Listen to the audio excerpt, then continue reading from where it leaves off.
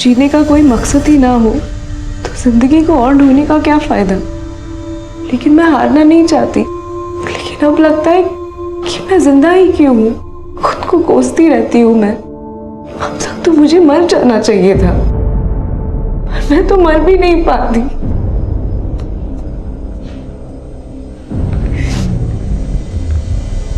तो तुमने अपनी जान लेने की कोशिश की है?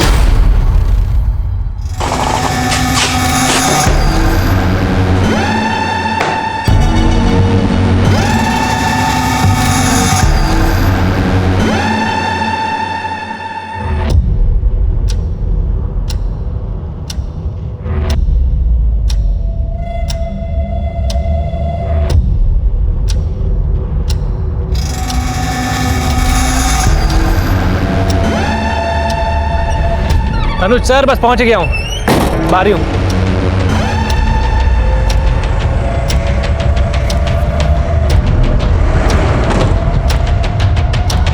पंद्रह मिनट लेट हो तुम, मालूम है तुम्हें? सर बताइए कितना लोड करना है? ज्ञानेश्वर को बताया तो था, उसने लिस्ट नहीं दी तुम्हें? दी थी सर, पर टैली भी तो करना पड़ता है। तो करो टैली। टोटल 3 अलग अलग एरिया की 22 एटीएम में 18 करोड़ डालना है। कौन से एटीएम में कितना कैश डालना है सब मेंशन है इसमें, चेक करो।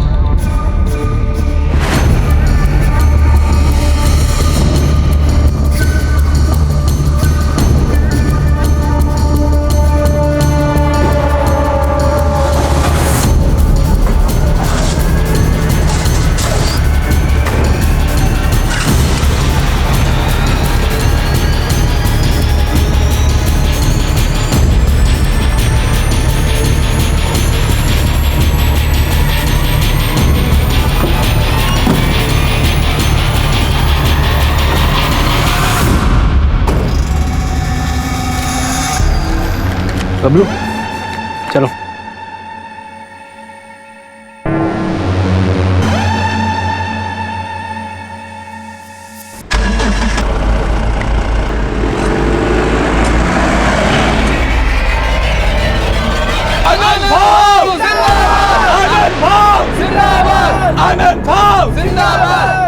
पापा की कृपा से इस बार भी कॉर्पोरेशन के चुनाव में आप ही जीतोगे। हर बार की तरह इस बार भी शुभारंभ तुम्हारे हाथों से हुआ है। जिंदाबाद जिंदाबाद जिंदाबाद जिंदाबाद जिंदाबाद जिंदाबाद जिंदाबाद जिंदाबाद। मैं चुनाव का नामांकन भरने जा रहा हूँ। इस मौके पर भी लोकेंद्र साथ नहीं चल रहा है मेरे। आप उसे मना लीजिए।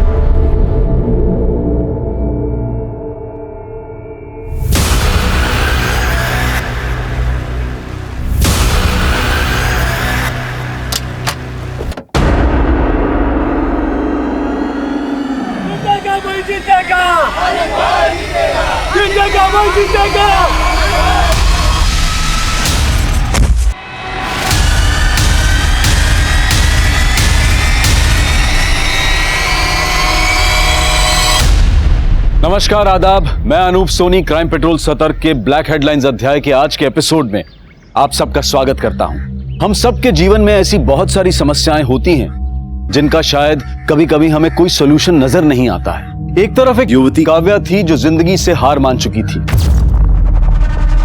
और दूसरी तरफ एक युवा लोकेंद्र था जिसकी जिंदगी उसका साथ छोड़ चुकी थी। और इन दोनों की उलझनों के कारण बेहद चौंकाने वाले थे। वो दोनों ऐसे पीड़ित थे जिनको तबाह करके लालच का एक पुल तैयार किया गया था, और वो पुल अब एक ऐसा रास्ता अख्तियार कर चुका था जहां हर मील के पत्थर पर एक कत्ल की दास्तां लिखी गई थी। यह एक विनाशकारी रास्ता था जिसको मंजिल तक पहुंचाने के लिए एक ऐसा रोड मैप तैयार किया गया था कि पुलिस को हर तरफ सिर्फ एक डेड एंड नजर आने वाला था और पुलिस के लिए केस था रेस अगेंस्ट द टाइम।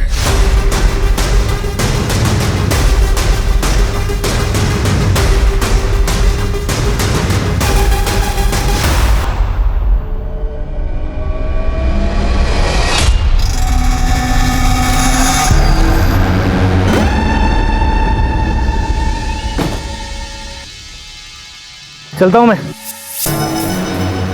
तुम्हें पता है ना क्या करना है? काम होने के बाद फोन करना जल्दी। ठीक है, जा जाओ।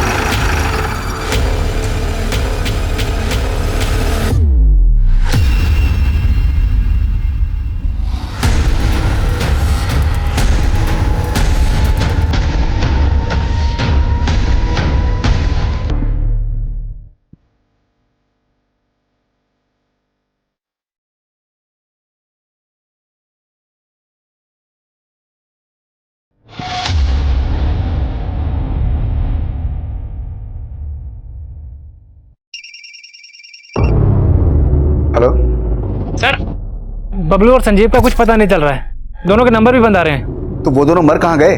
और तुमको मैंने कहा था ना कि वैन छोड़कर बिल्कुल नहीं उतरना। सर, आपको बोला था ना मैंने। अब ये सोचो कि पुलिस को क्या बोलना है।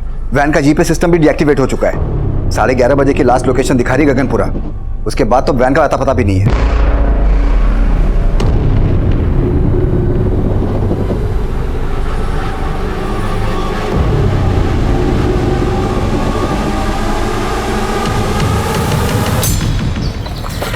डैडी, मैं तो इंजेक्शन से रोई भी नहीं। Yes, you are strong girl. अब तो आप मुझे फन विलेज लेके चलोगे ना? यस, लेकर जाएंगे, लेकिन पहले आप एकदम फिट हो जाओ, फिर चलेंगे फन विलेज। मैं फिट ही तो हूँ। अच्छा, एक मिनट। जैन सर, आदिल, मैं जानता हूँ कि तुम लीव पर हो, लेकिन अगर तुम टाइम निकाल सको तो एक इमरजेंसी केस है। सर प्लीज ऑर्डर कीजिए। एलएनसी बैंक की 18 करोड़ से भरी कैश वैन गायब हो गई और मैं जानता हूँ कि इस केस को तुम्हारे सिवा और कोई भी हैंडल नहीं कर सकता। इससे पहले कि बैंक का पूरा पैसा हमारी पहुंच से दूर चला जाए, हमें किसी भी हालत में क्रिमिनल्स को पकड़ना होगा। समझ गया sir, I am ready. Sub inspector Manish ने इन्वेस्टिगेशन शुरू कर दी है। मैं उससे कहता हूँ कि फौरन तुम्हें रिपोर्ट करे।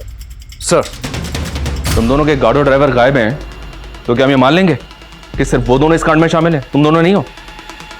बबलू और संजीव तुम दोनों के कहने पे गायब हुए ना? चलो बताओ, कहाँ हैं दोनों? सर, आप खामोखा शक कर रहे हो सर। हम दोनों तो खुद ही बबलू और संजीव को ढूंढने की कोशिश कर रहे थे। सर, आप मुझे थोड़ा टाइम दीजिए, मैं खुद ही उन्हें ढूंढ के ले आऊंगा। अच्छा, तू ढूंढ के लाएगा उन्हें? इसका मतलब तू जानता है कि वो दोनों कहाँ हैं? चल बता, कहाँ हैं दोनों? बोल। नहीं सर, मुझे अगर वो दोनों नहीं मिले ना, तो तुम दोनों जिंदगी भर जेल में सड़ोगे। ये चलो इन दोनों को। सर, अभी सर, हमें नहीं पता सर।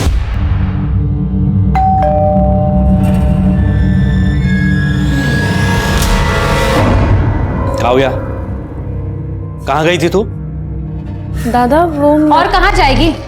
उसी लड़के से मिलने गई होगी। पापा इसकी वजह से बीमार है और इसे तो कुछ फर्क ही नहीं पड़ता। मैडम को घूमने से फुर्सत नहीं है। वही नहीं, बाबा का ख्याल मैं रखूंगी, आप फिक्र मत कीजिए। तुम ना अपना ध्यान रख लो बस। बाबा दवाई। बाबा, नकामोदीपुर, जरूरत नहीं है इसके बीच में पड़ने की। इसके चक्कर में बर्बाद हो जाएंगे हम। बेटा, वो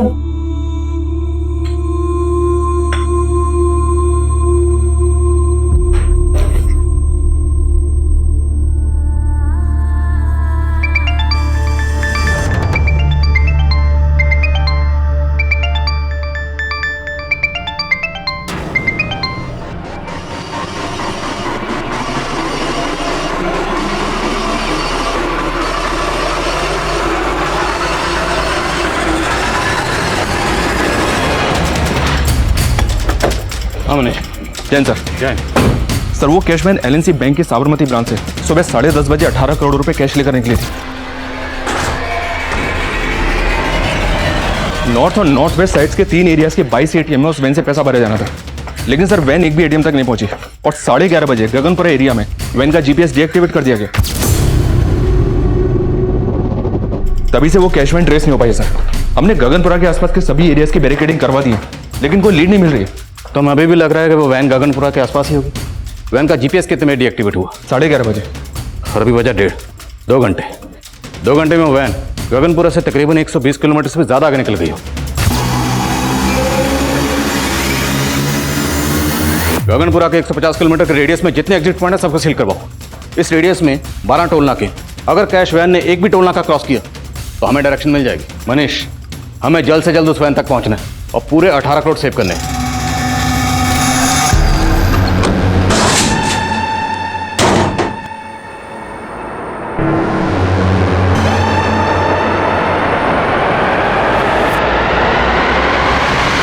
इतनी बड़ी लूट, मुझे नहीं लगता सिर्फ एक गार्ड और ड्राइवर इतना बड़ा कांड कर सकते हैं। सर मुझे कैश मैनेजमेंट मैनेजर ज्ञानेश्वर और कस्टडियन राकेश पे शक है। दोनों को अरेस्ट किया है लेकिन दोनों को चुगल नहीं रहे।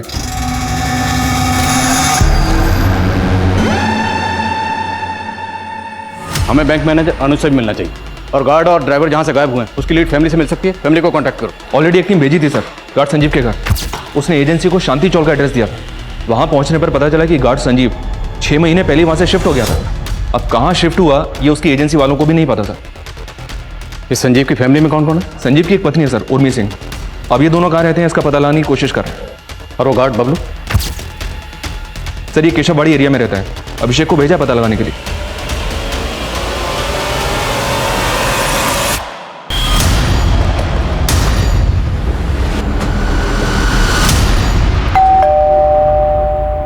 बबलू कहाँ है? बोल क्यों नहीं रही हो? बबलू कहाँ है? पूरा घर चेक करो, अंदर देखो सर। जाओ, कहाँ है बबलू? अरे कुछ बोल क्यों नहीं रही हो? साहब मेरी बेटी बोल नहीं सकती है। आप कौन है और बबलू के क्या लगते हैं? बबलू मेरा बेटा है साहब, और हमें मालूम है कि आप लोग बबलू पर शक कर रहे हैं। उसकी एजेंसी वाले भी धमका कर गए हैं। साहब बबलू ने कुछ नहीं किया है। अगर उसने कुछ नहीं किया तो फिर वो गायब कहाँ है? साहब हम लोग खुद परेशान हैं। उसका फोन मिला रहे हैं तो फोन नहीं मिल रहा है। साहब उसे फंसाया जा रहा है। कौन फंसा रहा है उसे? मैं चारों ओर खुद को घिरा पाती हूँ। दिल दिमाग सब कुछ काम करना बंद कर देता है। डॉक्टर आपके पास कोई ऐसी दवा है क्या जिससे मेरे दिमाग में जो भी ये ख्याल आते हैं ना वो सब बंद हो जाए? तुम्हें दवा की नहीं काउंसलिंग की जरूरत है। ये तो हमारा सेकंड सेशन है। तुम बार बार आते रहोगे मैं तो नहीं आ पाऊंगी बार बार। मैंने अपने घर वालों तक को भी नहीं बताया कि मैं यहाँ पे इलाज के लिए आ रही हूँ। काव्या, मानसिक अशांति से निजात पाने का पहला स्टेप है कि ये जो दिल और दिमाग में है ना उसको दबाओ मत। सब कुछ सच सच बता दो। वो सच चाहे कितना भी कड़वा क्यों ना हो। तुम पे कोई क्राइम हुआ है या तुमने कोई क्राइम किया है, जो भी है सब कुछ सच सच बता दो। ये हम दोनों का सीक्रेट होगा।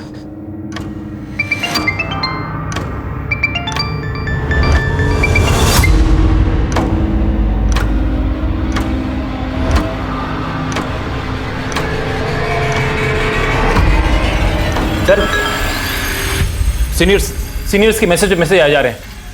प्रेशर बहुत बढ़ गया है सर, प्लीज जल्दी कुछ कीजिए। हम अपनी ओर से पूरी कोशिश कर रहे हैं। आप ये बताइए, आपको किसी पे शक है? मुझे तो वो कैश मैनेजमेंट वालों पे ही शक है सर। 18 करोड़ ले जाने के लिए सुबह सिर्फ एक वैन भेजी थी उन्होंने।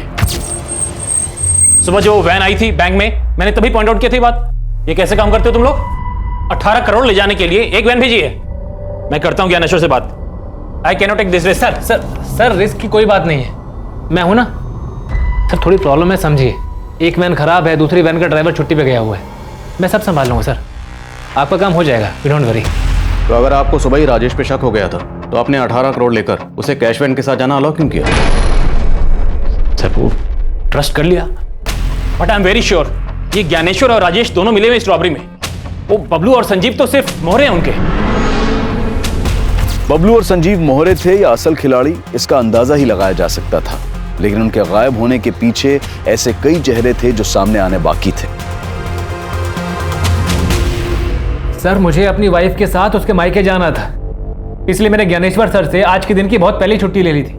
उन्होंने मुझसे कहा था कि कैश वैन के बैंक से निकलने के बाद तुम सब कुछ बबलू और संजीव के हाथों सौंप कर तुम निकल जाना। इसीलिए 11:15 बजे मैं सुंदर विहार पे वैन से उतर गया था सर।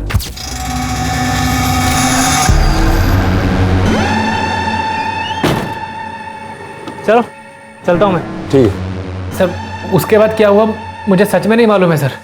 सर वो बहुत मंदी है ना, तो 3 वैन का खर्चा बचाने के लिए हम लोग एक ही वैन का इस्तेमाल कर रहे थे, इसीलिए एक वैन भेजी थी सर। एक वैन इसलिए भेजी थी क्योंकि एक ही बार मोटा हाथ मारना चाहते थे, और राजेश को वैन से उतरने के लिए इसलिए बोला क्योंकि बबलू और संजीव के साथ पूरी प्लानिंग पहले से कर रखी थी। नहीं नहीं सर, कोई प्लानिंग नहीं की थी हम लोगों ने, बल्कि राजेश ही उल्टा बार बार छुट्टी चाहिए बोलता था। सर अब मुझे समझ में आ गया, ये ना छुट्टी के नाम पे अपने आप को बचाने का दिमाग लगा रहा था सर राजेश। दिमाग अब तुम लगा रहे, अगर राजेश पे शक था तो पहले इन्फॉर्म क्यों नहीं किया? सर राजेश पे शक था, लेकिन बबलू और संजीव पे पूरा भरोसा था सर, क्योंकि 6 महीने पहले भी हमारे कैश वैन को लूटने की कोशिश की गई थी, तब अपनी जान पे खेल करके बबलू और संजीव कैश वैन को वापस लेकर आए थे सही सलामत। 6 महीने पहले वैन लूटने की कोशिश किसने की थी? सर ये तो आज तक पता नहीं चल पाया, लेकिन वो मामला पटेल नगर पुलिस स्टेशन में दर्ज है। तो फिर जब संजीव ने एड्रेस चेंज किया तो उसने अपडेट क्यों नहीं किया? सर वो बबलू ने सर उसके दिमाग में कचरा भर दिया होगा, इसीलिए। कहना क्या चाहते तू? सर बबलू की बहन है, इसलिए उसकी शादी नहीं हो रही थी, लेकिन बबलू ने अपनी बहन के लिए लड़का ढूंढ लिया था। वो उसके दहेज में 5 लाख रुपए देना चाहता था, उसी के जुगाड़ में लगा हुआ था वो। तुझे 5 लाख का लोन चाहिए, वो भी कंपनी से? भूल जा, लोन नहीं मिलेगा। अरे इधर पगार टाइम से मिलता नहीं है, तुझे लोन कौन देगा? लेकिन राजेश भाऊ, आपका तो अनुज सर से अच्छा जमता है ना, तो आप उनको बोल दो ना कि मुझे बैंक से लोन दिलवा दे। सर लेकिन कहीं से पैसों का इंतजाम नहीं हो पा रहा था, शायद इसीलिए 18 करोड़ देखकर बबलू की नीयत डोल गई होगी। सर साहब ये सही बात है कि वो अपनी बहन की शादी अपने दोस्त से करवा रहा था, जिसके लिए वो उस लड़के को 5 लाख रुपए भी देना चाहता था, लेकिन मैं खिलाफ था। बाबा ये दहेज नहीं है, मेरे दोस्त को बिजनेस शुरू करने के लिए 5 लाख रुपए की ज़रूरत है। हम अगर उसे 5 लाख रुपए दे देंगे तो शादी के बाद वो पैसे विवाह के ही काम आएंगे ना, और वैसे भी बड़ी मुश्किल से कोई तैयार हुआ है विवाह से शादी करने के लिए। पर बेटा ये 5 लाख देंगे कहाँ से उसको? बाबा हम विवाह की खुशी के लिए अपनी ज़मीन बेच देंगे। और साहब बबलू ने हमारी ज़मीन को 10 लाख रुपए में बेच दिया, उनमें से 5 लाख रुपए तो विवाह के होने वाले पति को बिजनेस के लिए दे दिए, और बाकी बचे 5 लाख रुपए की एफडी करवा दी। पूरे 18 करोड़ के साथ गायब है वो। अगर आप कुछ भी जानते हैं तो बता दीजिए, वरना आप दोनों साथ में अंदर जाएंगे। क्या सोच रही हो?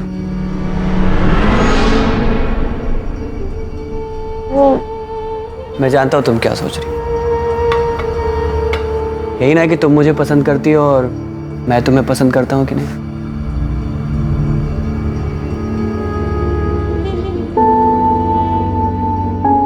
मैं तुम्हें अपनी जान से ज्यादा प्यार करता हूं। सुधीर मैं वाहिद।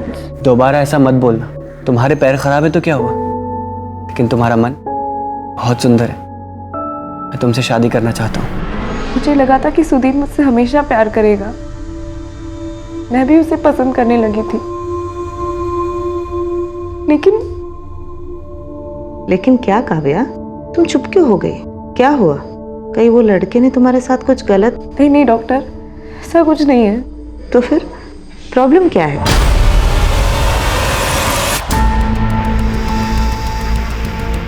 चार घंटे गुजर गए। इन 4 घंटों में उस कैश वैन ने 150 किलोमीटर के रेडियस में ना तो कोई टोल नाका क्रॉस किया और ना ही किसी भी सीसीटीवी में कैप्चर हुई। आई स्ट्रांगली फील लुटेरे गगनपुरा के आसपास ही कहीं छुपे हुए।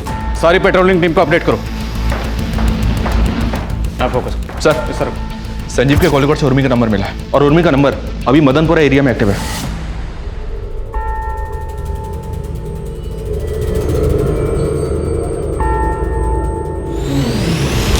हो सकता है उर्मी संजीव के साथ फोन पर टच में हो।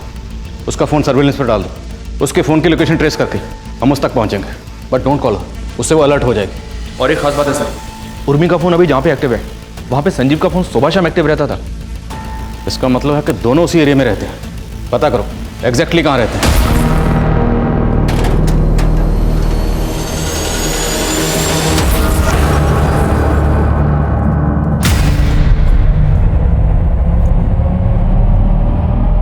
अरे क्या चाहती हो तुम? क्यों अवॉइड कर रही हो मुझे? ठीक है अभी दे दो। सर एक मैसेज आया सर। हेलो सब गगनपुरा के पास के जंगल में वो कैश वैन खड़ी मिली है। Over sir.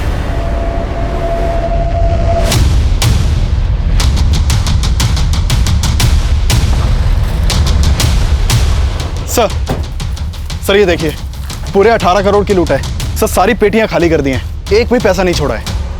उसे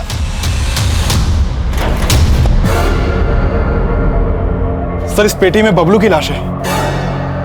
सर मुझे लग रहा है सारा खेल संजीव का किया हुआ है। संजीव अकेला इतना पैसा गायब नहीं कर सकता, उसके साथ और लोग भी होंगे जिनके साथ मिलकर उसने बबलू को मारा।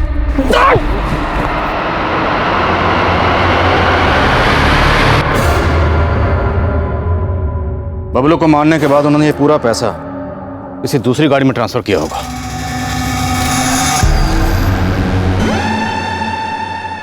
और बबलू की लाश को इस ट्रंक में डालकर कैश वैन को यहीं डंप करके चले गए। जिस गाड़ी से वो पैसा लेकर भागे हो सकता है वो गाड़ी इस कैश वैन को पहले से फॉलो कर रही।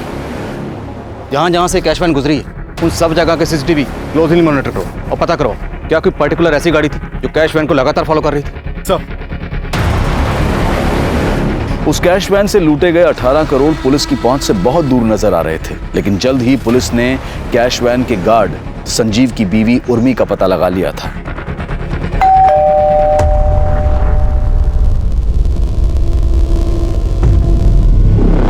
उर्मी जी अंदर चेक करो। पास।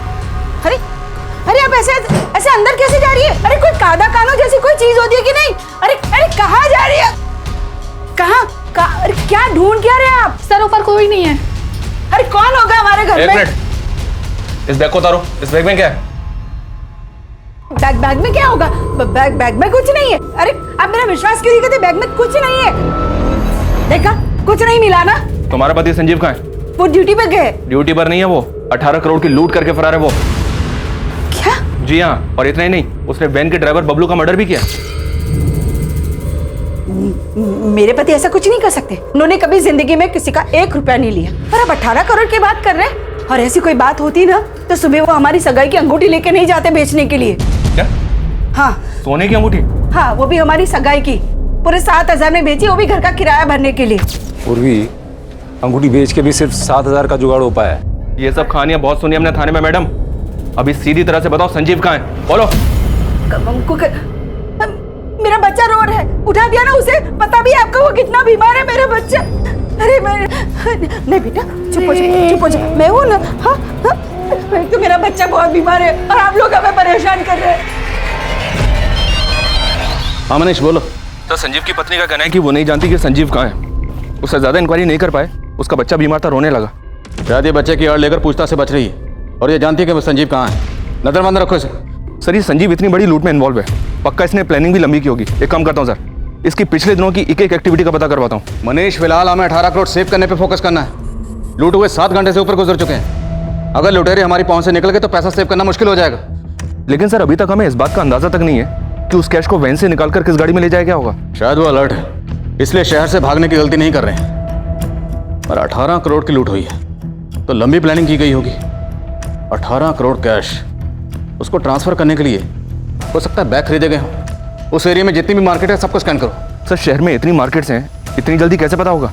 मनीष करना पड़ेगा, हमारे पास और कोई ऑप्शन नहीं। Just do it.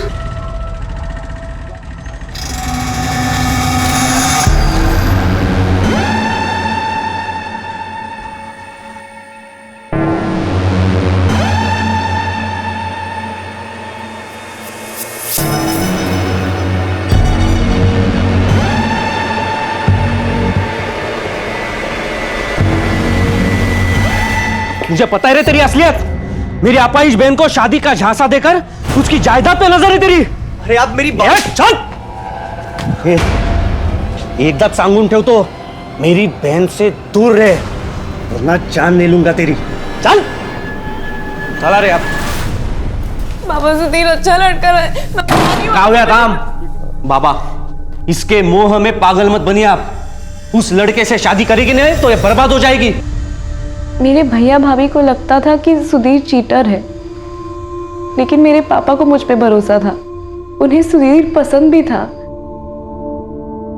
पर तुम्हारे पापा तुम्हारे साथ थे तो प्रॉब्लम क्या था? तुम्हारा सुधीर से दूर होने का कारण तुम्हारे भैया थे या कुछ और? 18 करोड़ की लूट हुए 12 घंटे बीत चुके थे और अंधेरा होने के बाद पुलिस को उन क्रिमिनल्स तक पहुंचने का कोई जरिया नजर नहीं आ रहा था। सर 8 बजे तक तो खबरियों को मार्केट में छानबीन की इन्फॉर्मेशन ही पास आउट हो पाई थी और थोड़ी ही देर में सारी मार्केट बंद हो गई। अब तो मार्केट में सुबह इंक्वायरी हो सकती है। संजीव की बीवी उर्मी से कोई हिंट नहीं मिल रहा। हम अफ्रेड लुटेरे कहीं हमारे यहाँ से दूर ना निकल जाए।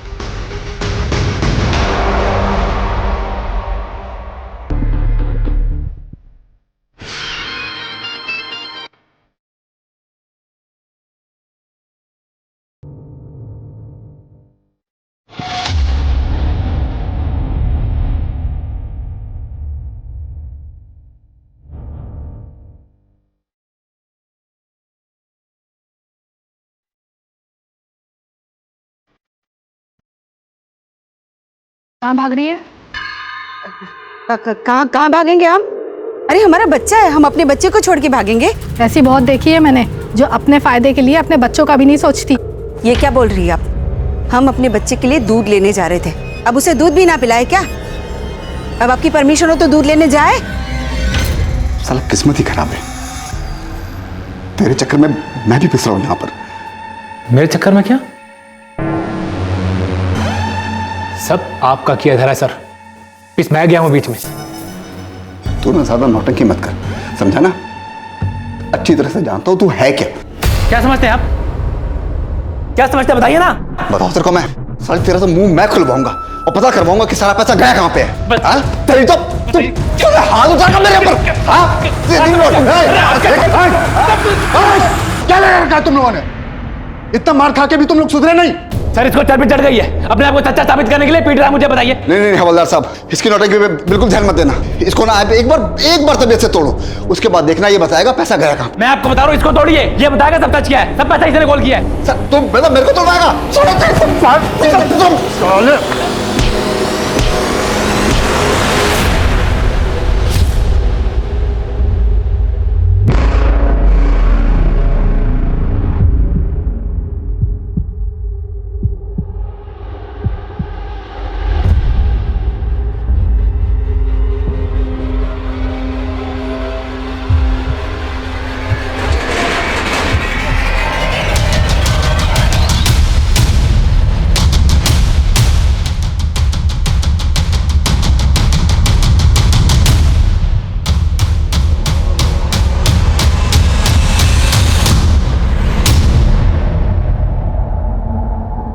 संजीव की बॉडी, दूसरी बॉडी किसकी? सर मैं गाड़ी का रजिस्ट्रेशन नंबर डिटेल्स निकलवाने के लिए हेडक्वार्टर भेजता हूँ। और आसपास पता करो, किसने कुछ देखा है क्या? सर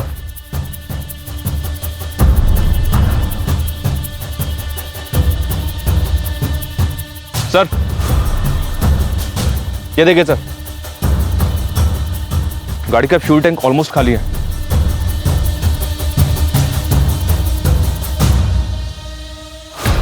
मतलब गाड़ी लेकर गोल गोल घूमते रहे, फ्यूल खाली हो गए, फिर भी गाड़ी को पेट्रोल पंप पर ले जाकर फ्यूल भरवाने का रिस्क नहीं लिया और गाड़ी को यहीं डंप करके चले गए। अभिषेक, क्या अपडेट है? सर मैंने आरटीओ से पता किया, वो गाड़ी गणेश महात्रे के नाम पर रजिस्टर्ड है। गणेश महात्रे कहाँ रहता है? सर वो वाकड़ का रहने वाला है और उसके घर वालों ने उसकी मिसिंग कंप्लेंट भी फाइल करवाई है। सर वो दोपहर से ही गायब है। इस गणेश महात्रे की फोटो मुझे भेजो तुरंत।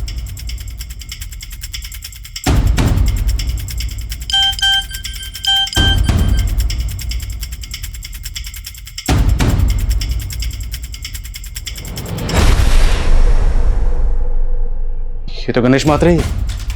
ये तो साफ जाहिर है सर कि गणेश की गाड़ी को लूटने के लिए इसकी हत्या की गई है, लेकिन सर संजीव को तो बबलू के साथ ही मार दिया गया होगा। तो फिर बबलू की लाश को वहां कैश वैन में छोड़ के संजीव की लाश को गणेश की लाश के साथ यहाँ क्यों लेकर आए होंगे? ये सब करने के पीछे इनका मकसद क्या होगा? बबलू की लाश के बाद संजीव और उसके साथ एक और लाश। 18 करोड़ की लूट के साथ 3 हत्याएं हो चुकी थी और ये आंकड़ा अभी और भी बढ़ने वाला था। और लूट के 24 घंटे बाद पुलिस सिर्फ अंदाजों पर काम कर रही थी, लेकिन उनका एक अंदाजा काम कर गया था।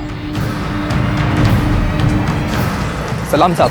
सर मैं यहाँ बल्क में ले गए बैग सर, कैश में ले गई एक्सपेंसिव चीज़ों के बारे में पता कर रहा था, लेकिन इस दुकान वाले ने मेरे को एक अजीब से कस्टमर के बारे में बताया। सर कल शाम को एक लड़का आया था, उसने 2 लग्जरी रिस्ट वॉचेस ली थी।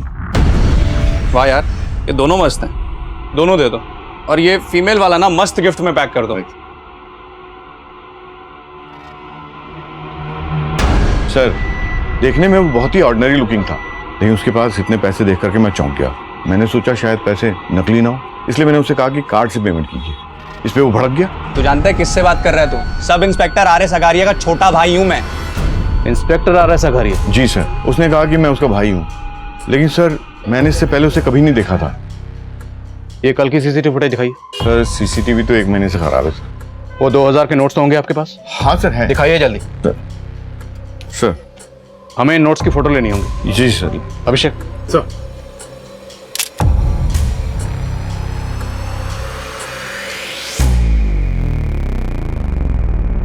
हेलो सर, ये नंबर उस सीरीज के पैसों से मैच हो रहे हैं। सर बैंक मैनेजर अनुज का कहना है कि इन नोटों की सीरीज उन 18 करोड़ वाले नोटों से मिलती है। जिसका मतलब है वो लड़का लूट में शामिल था और लूट के पैसों से खरीदारी करने आया था। दुकान के आसपास जहां जहां सीसीटीवी है सबको खंगालो, किसी ना किसी कैमरे में जरूर कैप्चर हुआ होगा। सर हम लगातार फॉलो कर रहे हैं sir. Yes sir, yes sir. Sir जैसे कुछ होता है मैं अपडेट करता हूँ आपको। Okay sir. Sir RS. Agariya नाम का एक सब इंस्पेक्टर गोविंद नगर थाने में पोस्टेड था, उसके बारे में पता किया तो पता चला कि वो 16 दिनों से गायब है। What? जो लड़का लूट के पैसों से घड़ियां खरीदने आया था वो खुद को सब इंस्पेक्टर अगारिया का भाई बता रहा था, और अब ये अगारिया भी 16 दिनों से गायब है। कहीं ये सब इंस्पेक्टर अगारिया भी इस लूट में शामिल तो नहीं? पॉसिबल है सर। और एक बात सर, सब इंस्पेक्टर अगारिया का एक जूनियर है, फोन पर अगारिया की मिसिंग होने की कुछ और ही कहानी सुना रहा है। उसको बुलवा लिया है, आता ही होगा। सर अगारिया सर का तो कोई सगा भाई नहीं था। सगा ना सही, सौतेला होगा, कजिन होगा, यार दोस्त होगा, कोई तो होगा, वरना कोई ऐसे ही खुद को अगारिया का भाई क्यों बोले? अच्छा ये अगारिया 16 दिन से गायब क्यों? सर गायब नहीं है वो, मुझे डाउट है कि उनको किसी ने गायब करवाया है। किस पे डाउट है? डरो नहीं, बोलो बोलो। सर हमारे एरिया के कॉर्पोरेटर आनंद कुमार, सर उसी के बेटे की संदिग्ध मौत का केस सॉल्व कर रहे थे अगारिया सर। ये सब कुछ जब हुआ तो लोकेंद्र के पास कौन था? कोई नहीं था, वो ऊपर अकेला था। आपके कहने का मतलब है कि लोकेंद्र गलती से नीचे गिर गया? शायद उसने खुद अपनी जान ले ली। लेकिन आपका बेटा लोकेंद्र ऐसा करेगा क्यों? सब मेरी वजह से हुआ है। पहले मेरा फैसला उस पर थोपना नहीं चाहिए था। ए लोकेंद्र, इतने बड़े नेता की बेटी का रिश्ता है तुम्हारे लिए और तुम मना क्यों कर रहे हो? पापा मैं मर जाऊंगा लेकिन ये शादी नहीं करूंगा। कान खोल के सुन ले, अगर तेरी शादी होगी ना तो मेरी पसंद की लड़की से ही होगी। मेरी तरह उसने भी जिद पकड़ ली थी, लेकिन एक बाप होने के नाते मुझे उसे समझ लेना चाहिए था। मैं उसे नहीं समझ पाया। मैंने सपने भी नहीं सोचा था कि मेरा बेटा इस तरह आत्महत्या करेगा।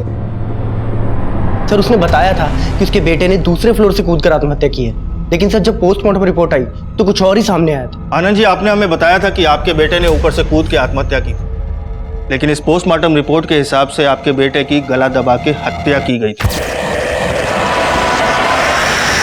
और उसके बाद उसकी लाश को दूसरी मंजिल से नीचे फेंक दिया गया।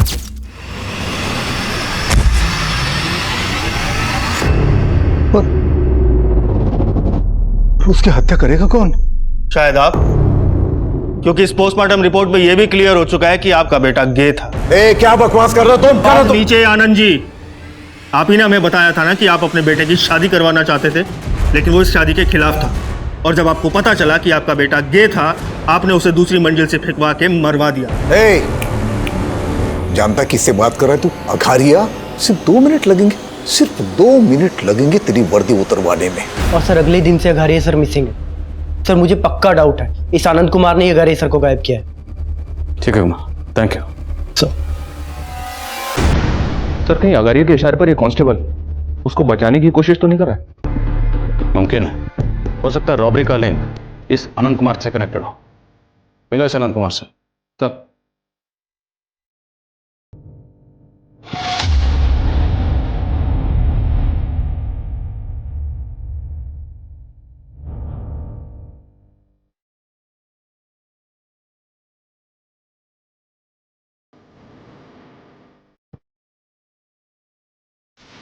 Hello, police station?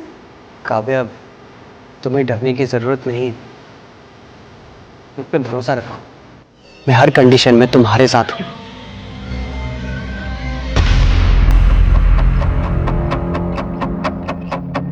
आपका दिमाग खराब हो गया क्या? मैं भला अघारिया को गायब क्यों करूंगा? क्योंकि डाउट था सब इंस्पेक्टर अगारिया को कि आपने मरवाया था अपने बेटे को। कोई डाउट वाउट नहीं था उसे, बल्कि वो ये चाहता था कि मैं उसे डर के उसे लाखों रुपए दे दूं, और इसी वजह से मेरे बेटे को मरवाने का आरोप मुझ पर लगाने की कोशिश कर रहा था वो। अच्छा, झूठ बोलकर सच को बदल रहे हैं, या फिर अगारिया से ब्लैकमेल ना हो इसलिए अगारिया को? क्या सबूत है आपके पास? मैंने अघारिया को गायब किया। आपके बेटे की पोस्टमार्टम रिपोर्ट पढ़ी है मैंने, काफी कुछ क्लियर हो गया उससे। बस एक सबूत और, उसके बाद काफी लंबा अंदर जाने वाले हैं। कैमरा 3 शिफ्ट कर दो सर। हाँ, सर एक बात है, पता नहीं अपने काम किया है या नहीं। बात क्या? सर एक प्रभा नाम की साइकेट्रिस्ट ने एक कंप्लेंट फाइल करवाई है। उसके एक पेशेंट है जो कि रेप विक्टिम है, और उसका कहना है कि एक पुलिस वाले ने उसका रेप किया है। कौन है पुलिस वाला? सर वो तो पता नहीं, लेकिन हमारे इस रोबरी वाले केस में भी एक पुलिस वाले का नाम आ रहा है, इसलिए सोचा आपको बता दूं। ये विक्टिम लड़की रहती कहाँ है? नाम क्या है? सर आपने तो प्रॉमिस किया था ना आप किसी को नहीं बताएंगे। काव्या, ऐसे लोग बाहर रहेंगे तो तुम्हारी तरह दूसरे लड़कियां भी मुसीबत में पड़ जाएंगे। काव्या, आपको किसी से डरने की जरूरत नहीं है। जो भी हुआ था साफ साफ हो गई। उस रात मैं और बाबा घर वापस आ रहे थे, तभी एक पुलिस वाले ने हमारी गाड़ी रोक दी। क्या हुआ सर? हमारी गाड़ी रुकते ही 3 और लोग आ गए थे।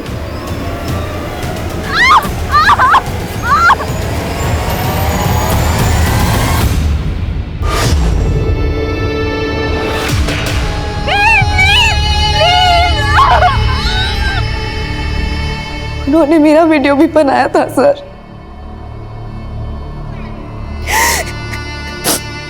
उन्होंने हमें धमकी भी दी थी, अगर पुलिस के पास गए तो वीडियो अपलोड कर देंगे। सर वो आपका कुछ नहीं बिगाड़ पाएंगे, भरोसा रखिए। काव्य, क्या वो पुलिस वाला ये था?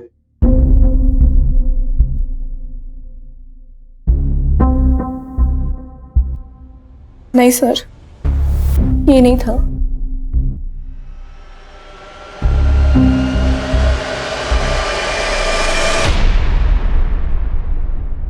सर उसके बैच पे RS अघारिया लिखा हुआ था।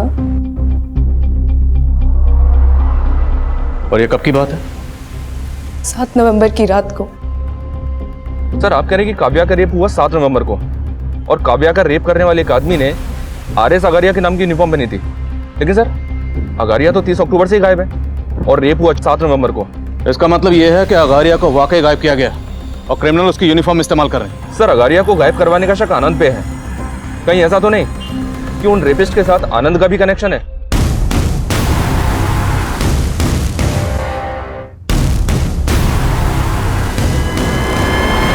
इतने सब का 18 करोड़ की रॉबरी से क्या कनेक्शन होगा?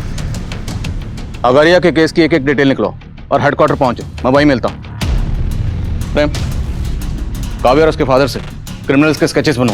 सर हेडक्वार्टर लो।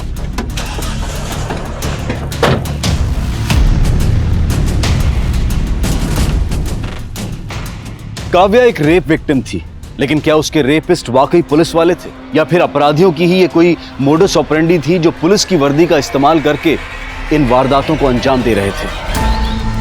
सर काव्या और उसके फादर ने इन 4 लोगों के स्केच बनवाए, लेकिन इनमें से एक भी sketch sub inspector RS Agariya से नहीं मिलता है। तो हो सकता है जिस लड़के ने खुद को RS अगारिया का भाई बताकर वो घड़ियां खरीदी थी और दुकानदार को धमकाया था, वो लड़का इनमें से कोई एक हो। देखिए इनमें से किस लड़के ने घड़ी खरीदी थी आपसे, गौर से देखिए। ये दोनों मस्त है, दोनों दे दो। ये वाला लड़का था, इसने वो 2 घड़ियां खरीदी थी। ये घड़ी भी अच्छी है और अपना वक्त भी अच्छा है। हाँ, लेकिन ये 18 करोड़ के गद्दे पर लेट लेट कर तो मेरी नींद ही उड़ गई है।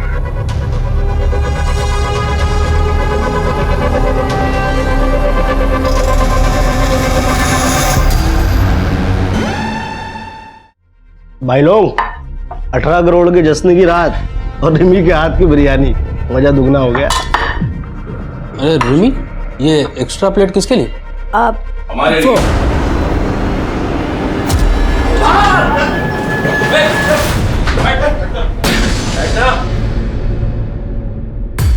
ऐसे क्या देख रहे? रिमी ने बताया नहीं? इस दावत पर रिमी ने तुम लोगों को हमारे कहने पर बुलवाया।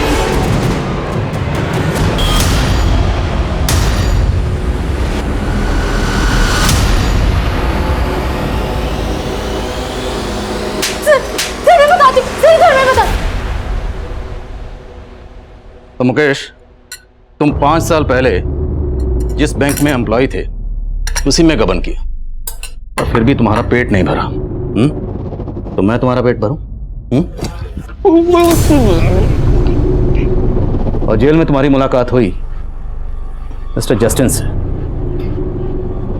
जिसे जेल पहुंचाया था इंस्पेक्टर आघारिया ने। साहब मेरे को आगारिया से बदला लेने का था। हम जेल से बाहर आए तो हमारी मुलाकात अवध और सुबोध से हुई। सुबोध, तो तू आनंद कुमार का सपोर्टर है? सर, मैंने आघारिया के जूनियर को ये सारे स्केचेस दिखाए। उसने इसमें से एक लड़के को आइडेंटिफाई किया है।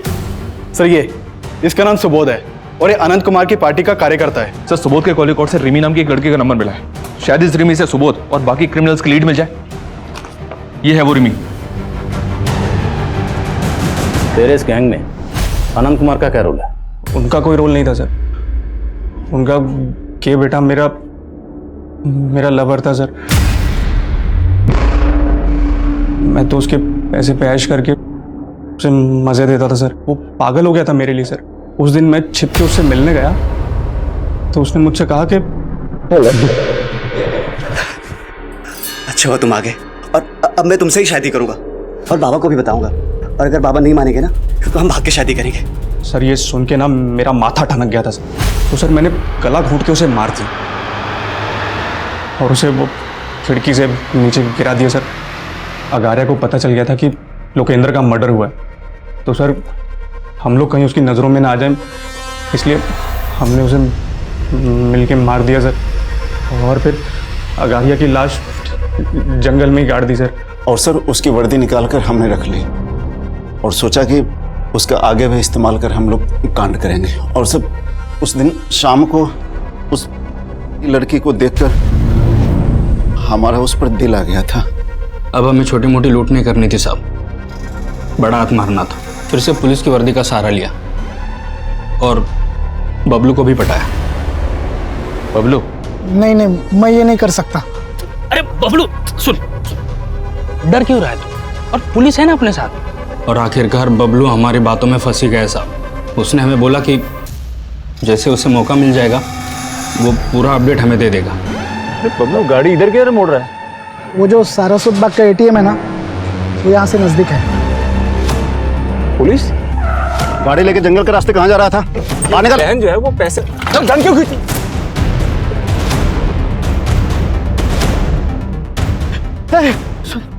जल्दी से इसको गाड़ दो इधर किधर भी, और मेरे को बेहोश कर दो। पुलिस को मैं बता दूंगा होश में आने के बाद कि संजीव सारा पैसा लेके भाग गया।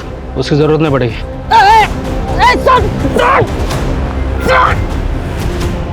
बैंक की वैन पकड़े जाने का डर था ना, तो हमने एक और गाड़ी पहले से लूट के रखी थी सर। हमने बबलू की लाश वहीं गाड़ी में छोड़ दी थी और हमारा प्लान था कि संजीव की लाश को उस गाड़ी वाले के साथ कहीं और गाड़ देंगे। और इतने में रास्ते में हमारा तेल खत्म हो गया सर, तो हमने सर हमारी गाड़ी वहीं खड़ी कर दी और बैग लेके वहां से भाग गए सर। पुलिस ने एक ऐसे गिरोह को बेनकाब किया था जो काफी लंबे समय से लूट और हत्या की वारदातों को अंजाम दे रहा था। लेकिन काव्या एक ऐसी विक्टिम है जो आज भी उनकी क्रूरता से गहरे धक्के में है।